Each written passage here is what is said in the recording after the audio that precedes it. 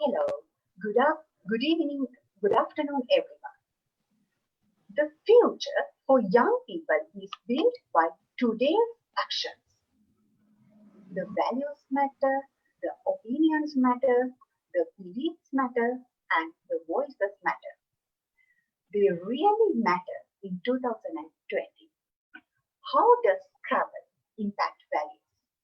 How does travel impact opinions? How does travel impact beliefs? How does travel impact voices?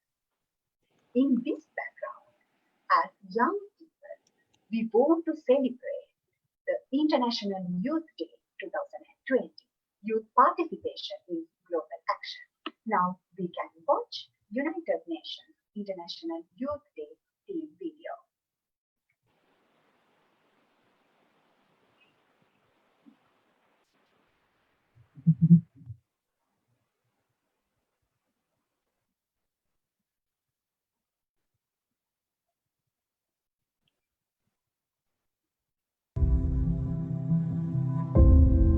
The theme of this year's International Youth Day, Youth Engagement for Global Action, spotlights the ways in which the voices and activism of young people are making a difference and moving our world closer to the values and vision of the United Nations Charter. This year's Youth Day occurs as the lives and aspirations of young people continue to be upended by the COVID-19 pandemic. Some have lost their lives, and many have seen family members and other loved ones perish. The vulnerabilities of young refugees, displaced persons, young women and girls, and others caught up in the conflict or disaster have grown more acute. A generation's very formation has been jeopardized, their steps towards adulthood, identity and self-sufficiency is thrown off course. Some have taken on care burdens or are suffering from increased risks of hunger, violence in the home, or the prospect of never being able to resume their education. But this generation is also resilient, resourceful and engaged. They are the young people who have risen up to demand climate action. They are mobilizing for racial justice and gender equality and are the champions of a more sustainable world. They are peace builders, promoting social cohesion at a time of social distancing, advancing an end to violence globally and advocating harmony at a time of rising hatred. Many are young women who have been on the front lines in mobilizing for justice and climate action, while also serving on the front lines of the COVID-19 response. Realizing the promise of this generation means investing far more in young people's inclusion, participation, organizations and initiatives. I call on all leaders and adults everywhere to do everything possible to enable the world's youth to enjoy lives of safety, dignity and opportunity and contribute to the fullest of their great potential.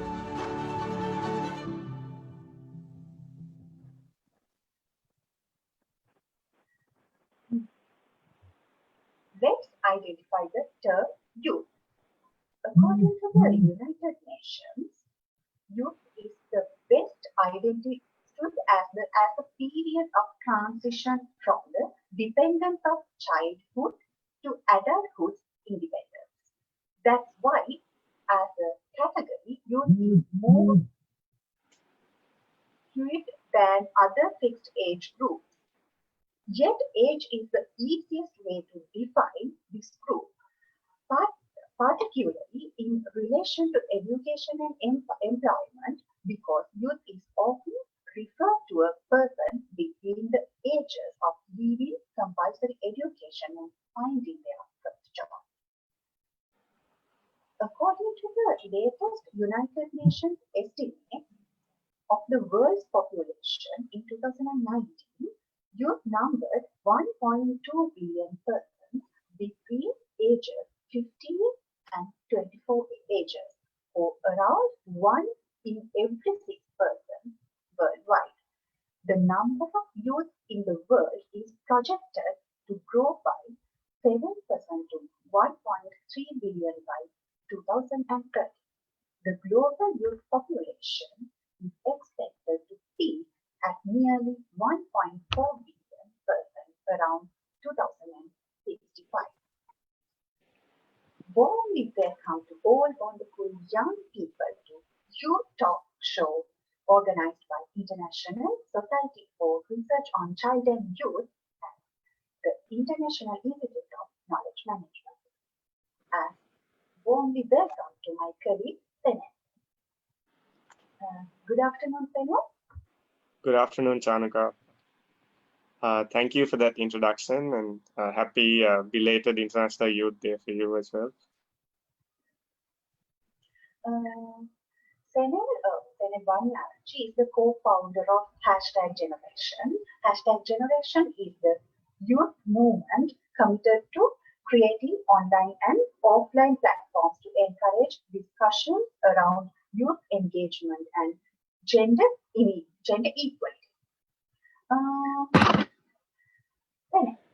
Definition of youth perhaps changes with circumstances, especially with the changes in social, economic, political, demographic, and cultural settings.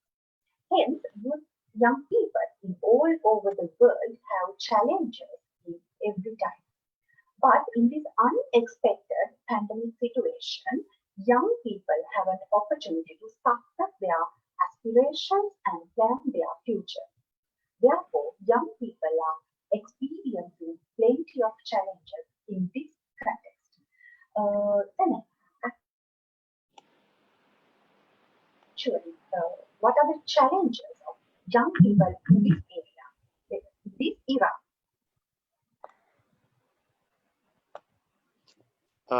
Sure, Shanuka. Thank you for that question.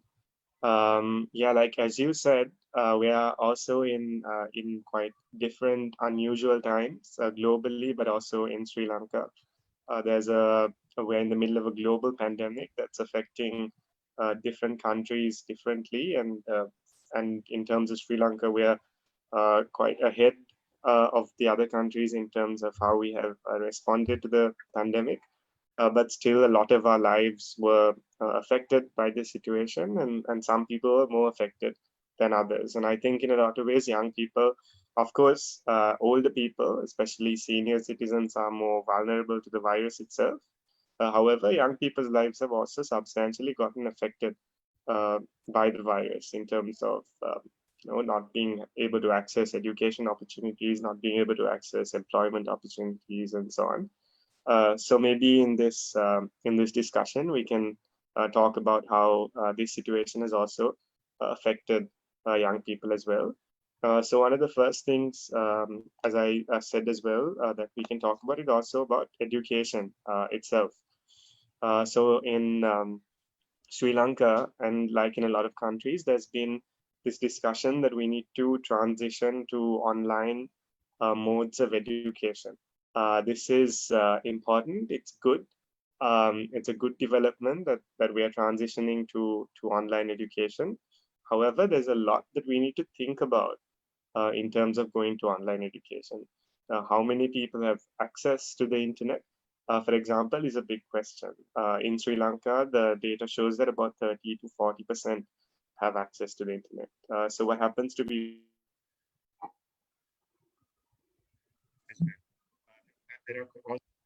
about in addition to access, there is also questions about what other young people who might be left behind. For example, how might young people with disabilities be able to access online content? If you send a PDF document that's being shared around, can a young person with a disability, for example, be able to access that?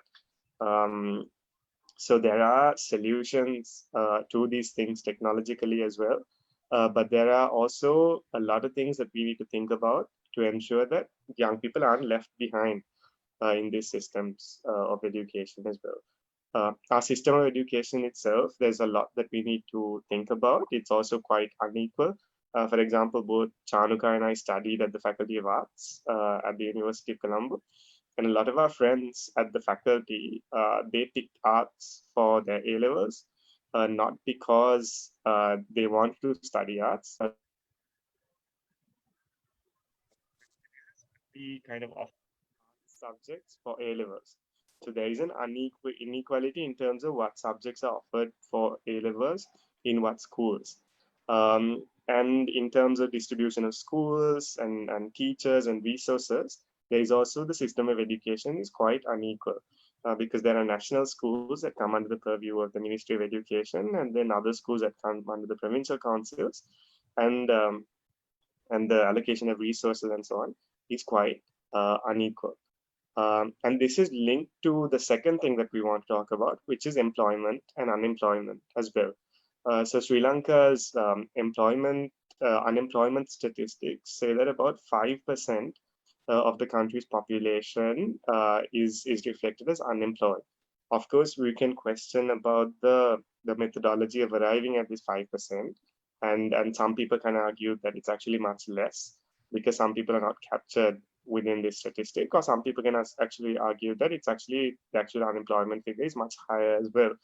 But one thing that's alarming is that if even though the unemployment figure is at 5%, if you look at youth unemployment, it's actually at 20%.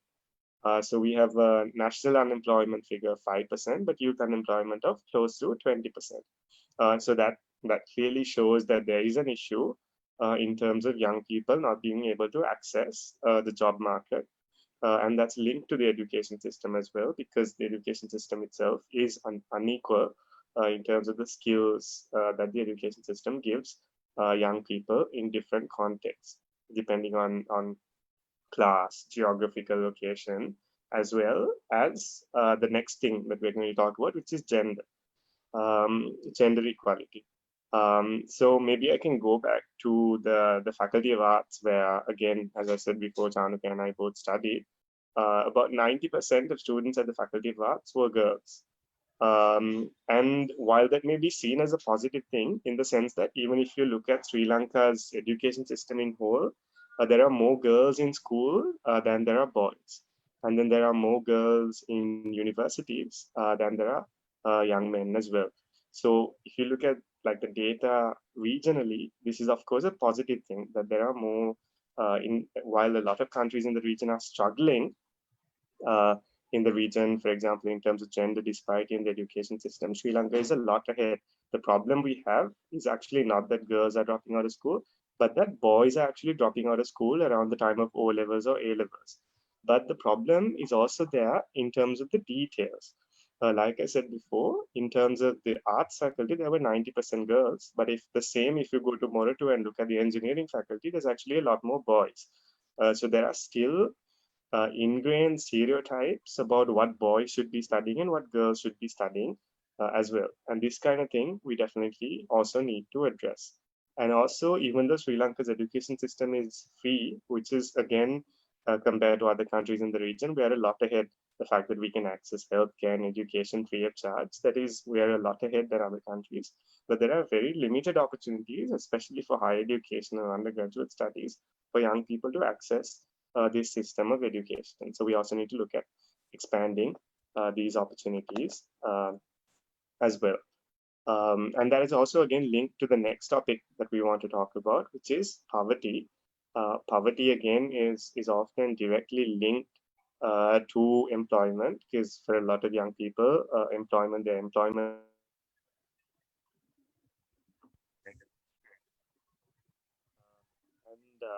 and poverty is also again an issue in Sri Lanka. And if you look at poverty statistics as well, it's quite, if you look at the provincial poverty statistics, for example, we know that there is more poverty in some provinces than there are in others. For example, so then there is an issue there. And also if you look at the national budget and how the funds are allocated to different provinces through that, again, this is reflected in that, because there is more funds going into some provinces than others, especially like the Western province where we're both living in. So it's important to take steps to ensure that the resources in the country are better distributed within the different provinces in the country, within other different groups as well. And that again links to our next point, which is about discrimination. Basically, discrimination is when one group is treated either better or unfairly than another group. That could mean by law, that could also mean by social stigma and so on as well. And in Sri Lanka, this is again another big issue in the country. For example, if you look at, we spoke about young people with disabilities in the context of the education system. A lot of resources in the country are not accessible, including buildings. Again, if I go back to the Faculty of Arts, we had contexts where young people with disabilities, especially wheelchair users, for example, had to be carried on the staircase on their wheelchairs. And that is far from an ideal situation. Of course, towards our fourth year, they did install the elevator, which was great.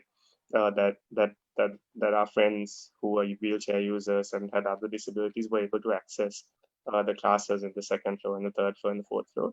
But a lot of buildings in Sri Lanka, even state buildings, are still not accessible by people with disabilities. And similarly, a lot of other groups, including, for example, young people from ethnic and religious minorities, young women, young people from sexual minorities as well, often face discrimination. And sometimes this discrimination is also legitimized by the law itself. So there are also laws in this country that we need to look at and also rethink. And also the laws that are discriminatory themselves, we need to look at how we can deal with such laws as well.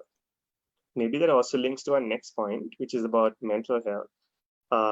In Sri Lanka, again, like we spoke about the system of education, the healthcare system as well, in some ways is a lot ahead of other countries in terms of our basic indicators of health, like maternal mortality, or like, for example, if you look at the number of mothers who die giving birth, the number of infants who die at birth, and so on, these statistics in Sri Lanka is actually much ahead than a lot of the other countries in the region. So we're doing extremely well. But in terms of mental health and prioritizing that as an important aspect of your health, even whether it's a small family that looks at mental health, or even in the national context, mental health is not treated as a priority. Even though the truth is that just like any other aspects of your health, like physical health, like if you get wounded or and so on, your mental health is also a very important part of your actual health.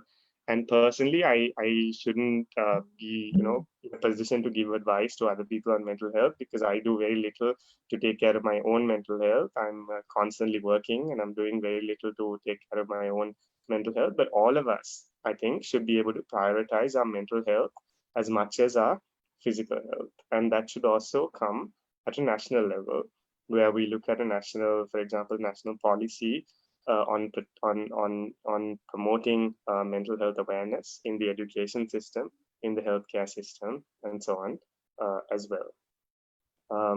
And I think that's directly related to our next point, which is about war and conflict. And this picture is, I believe, from Lebanon, where there's currently a crisis over a situation with the blast and so on.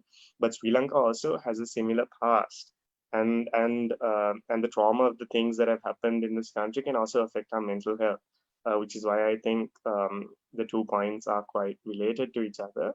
And young people, again, are disproportionately affected by conflict situations. It's often old people that create conflicts because of unjust policies and discrimination and so on. They pass unfair legislation that actually create conflicts. For example, in this country, a lot of the laws and so on, and the discrimination that led to the actual armed conflict, such as the Single-Only Act and so on, were passed by old people.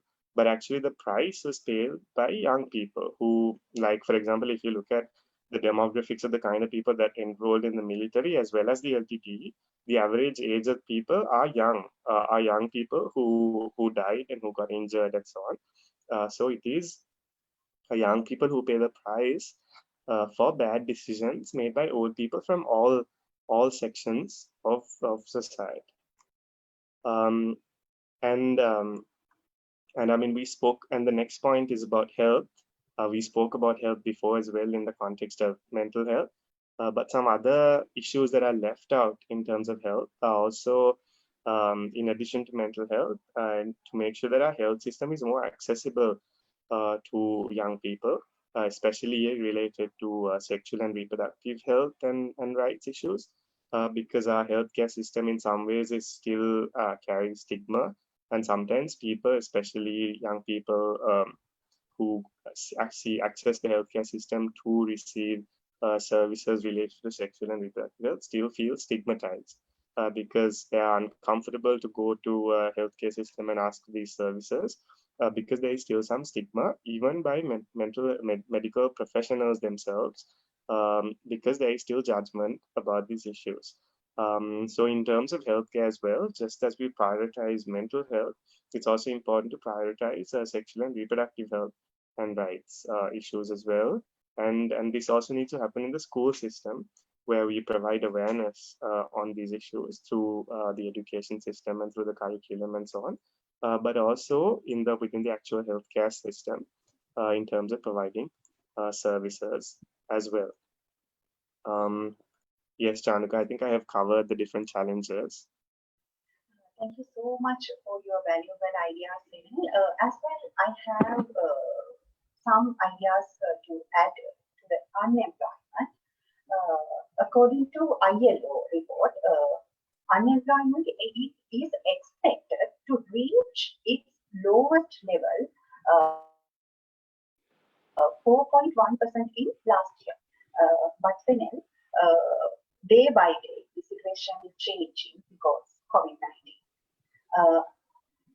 Okay, we want to talk about what are youth opportunities.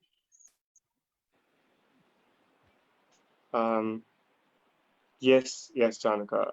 In terms of opportunities that young people have as well, there are some opportunities, whether it's in the local or national level, as well as in the regional and international levels.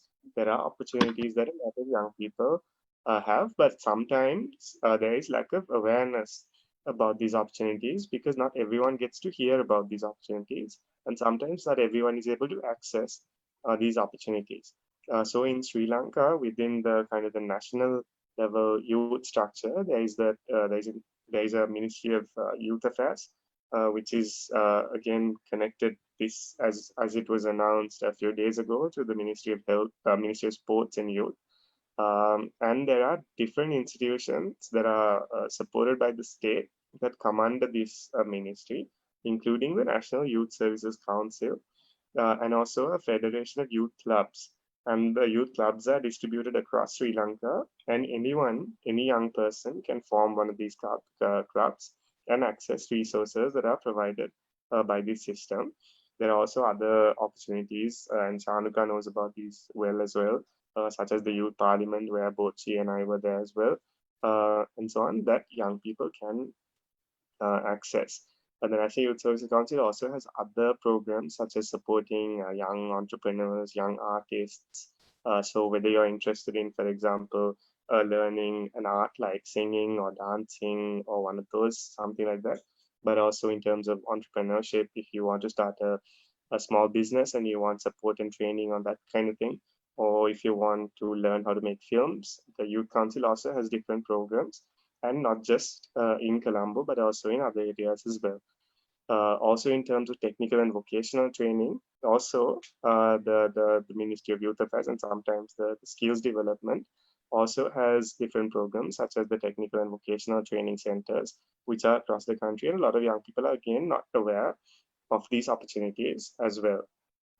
Also on the international level, there are other opportunities as well. One program that I benefited from is called the UN Youth Delegate Program, where the government selects 2 young people to represent the young people of Sri Lanka at the UN General Assembly, which is again a really good opportunity for any young person, especially to try and understand how the international system works, and also represent young people at a higher level in terms of diplomacy and so on. So I think, again, that's an opportunity that young people should learn more about. And also an opportunity that I think the government should also continue going forward and continue these programs going as well. And I think in terms of the Commonwealth, maybe Chanuka is even better placed than I am to talk about. So I leave that to you, Chuck. I would like to explain about Commonwealth opportunities. Second, quality education is fourth goal of UN Sustainable Development Goals. Education enables up upward socio-economic mobility and is the key to escaping poverty. Hence, Commonwealth have introduced many study programs to Commonwealth students, Commonwealth to all Commonwealth countries, especially masters and PhD students. You know about what are scholarships of Commonwealth, Chevening Scholarship, Queen Elizabeth Scholarship, and Commonwealth PhD Scholarship. As well, job opportunities in Commonwealth headquarters and in every Commonwealth countries. As well, many programs for the youth activists and social workers. Examples, leadership programs, workshops, training programs, as well conferences. The main conference is Chogam, as well panel discussions and many awards. As well, Senel, we want to explain about other opportunities.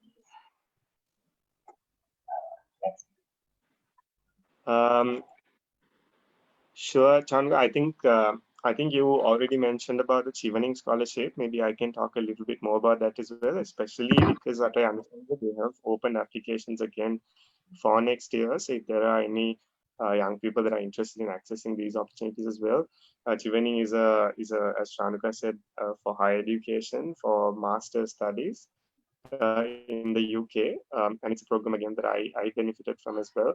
It's an important program, a prestigious program as well. So I would encourage kind of young people that are listening to check it out. And if you all have any questions about the application process as well, feel free to reach out to me, and I'm happy to help you through that process as well. So like Chanuka and I said, there are different other opportunities from different international organizations, and a lot of these are available on the internet, so you can look them up. And for example, international organizations like the UN and the Commonwealth and so on, and also other international organizations, for example, like the Bill and Melinda Gates Foundation and so on, have programs that support young people. And I'm happy to share more information if anyone wants to reach out to me as well. As well, Senel, do you like to share your experiences about Chevening scholarship? Your experiences in study program. Yeah, sure, definitely. So I was a part of the Chevening program 2 years ago. And it was I was at part of I studied an MSc in Human Rights at the London School of Economics and Political Science, and the program was supported by Chevening, and it was definitely a good experience. One, to be a part of this program and study at the LSE in London, but also secondly to be a part of Chevening as well, and both of those were really good in terms of kind of personal growth. It gave me a lot to think about. I was also living by myself for the first time in my life, so it was a new and a big experience for me to start cooking and managing my own life there. But also in terms of the things I got to learn and the people I met and so on, it was definitely a really important part of my life if I'm looking back. Yeah. Thank you, Senel. The main target of those opportunities empower the young people. What are your ideas about empowerment? Yeah, I think the important thing is also often when we say young people, we also just put a blanket definition and talk of young people. But the truth is that young people are also super diverse amongst each other. And sometimes some of us are also a lot more like sometimes some of us benefit more than some other young people as well, especially for example as a male, you know, older single person in this country. I'm quite I'm more privileged than a lot of other young people in this country. So it's important for us to also recognize the fact that that some young people, are more privileged than other young people, and for us to also be able to share the different opportunities and so on with other young people, and also recognize that young people are not one group. That there's men and women, and there's young people with disabilities, and young people from different ethnic and religious minorities, and so on, and that our lived experiences and realities are also different, and that all of us have faced different challenges and have access to different resources. But maybe The as a common, the common term is special interest groups. That's right. So there are special interest groups that are also within young people that have special interests and special unique challenges as well. Whether they are young people, as we spoke about young people with disabilities, from ethnic and religious minorities as well, and even in terms of kind of sexual and gender minorities, all of these people have different challenges in their lives. And I don't, claim to be able to speak for all of them, because I don't represent some of these communities as well. But I think it's important that all of us as young people kind of fight to make our country, our communities, and our world a more inclusive place, a more just place, and a place that's kind of more accessible to everyone, and a place that's kind and empathetic to each other. And I think that's the most important thing as well. Okay, thank you, Senel, for your ideas. Do you have any suggestions to empower youth generation? Sure, yeah. I mean, I think as young people, we often have a lot of energy. We have a lot to say, and it's important that this energy is used positively to make our country better, more inclusive, more just, and also don't ever stop caring about things that are happening. Don't be kind of apathetic about politics, about economics, and these issues that affect our systems. We just had an election, and being an active young person doesn't mean only voting at elections. It means until the next election comes, then you keep track of everything that's happening, ask questions, and find solutions to these things. We can also think of ways to become kind of ways we spoke about unemployment. Of course, we can be employees somewhere, but we can also create jobs, access opportunities, make our own businesses, create our own solutions as well. Then I know that, again, as I said before, it's easier for some people to access these resources than others. But also, then, in that sense, be mindful of your own privileges, and also know when to kind of give other young people opportunities, and also make our own kind of movements more inclusive as well. Thank you, Senel. This is the final question. As a young person, what is your message to the society?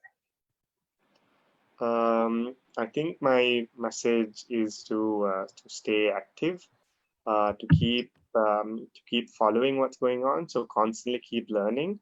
Because I'm constantly learning. Every day you learn something. So the more you learn, the more knowledgeable you are, the more respected you will be as well. In some ways, in Sri Lanka, young people are not taken seriously because they're young. Because of the work I do, I constantly am in meetings where sometimes I'm the youngest person in that meeting. And sometimes, even though you know for sure that this is something that you've been studying for many years, and something that you've been doing for many years, and you're pretty much an expert in that area, because you're young, you're not taken seriously by some older people in positions of decision making. And the only way to prove them wrong is to keep learning and to keep showing them that you know what you're talking about, that you're responsible, and that you have a good work ethic, and so on, and to show them by doing that you don't stick to any of these stereotypes that they might have about young people and so on. Thank you very much, Senel, to joining us.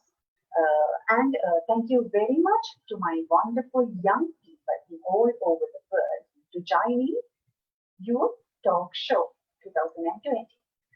Study young leaders' profiles, but do not imitate them.